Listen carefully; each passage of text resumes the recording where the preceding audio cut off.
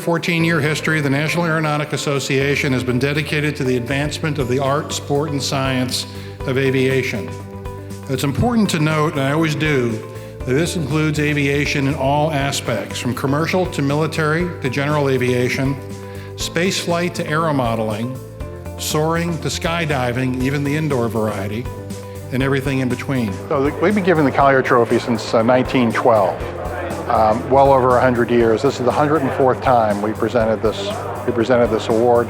And if you look at the list of the people who've won this award over time, it really tracks with the whole history of aviation. Orville Wright has won this award. The Mercury 7 astronauts, Apollo 11 won this award.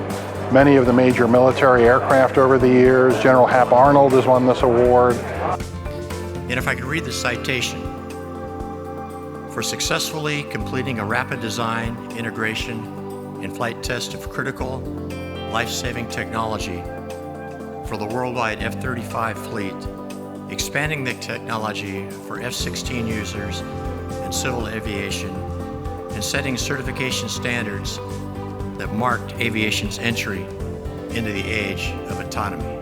I think these folks really have been trailblazers. So I'm a part of the Auto Ground Collision Avoidance team, and this team is made up of just phenomenal individuals from the contracting side, from NASA, from the military side, and really it's a testament of what flight test professionals can accomplish.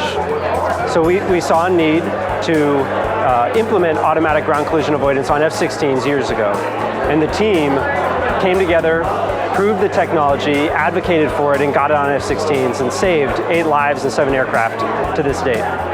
Because of that work, we were able to lay the foundation for F-35 automatic ground collision avoidance and accelerate implementation on that platform by 7 years because of the advocacy from the test professionals, again, from the Joint Program Office, some that were at Lockheed-Martin, and the ones that were in the 416th and 461st Flight Test Squadron really came together and did what it typically took 5 years to do. They did it in 1 year and fully tested automatic ground collision avoidance on the F-35, putting it on the F-35 7 years ahead of the original schedule.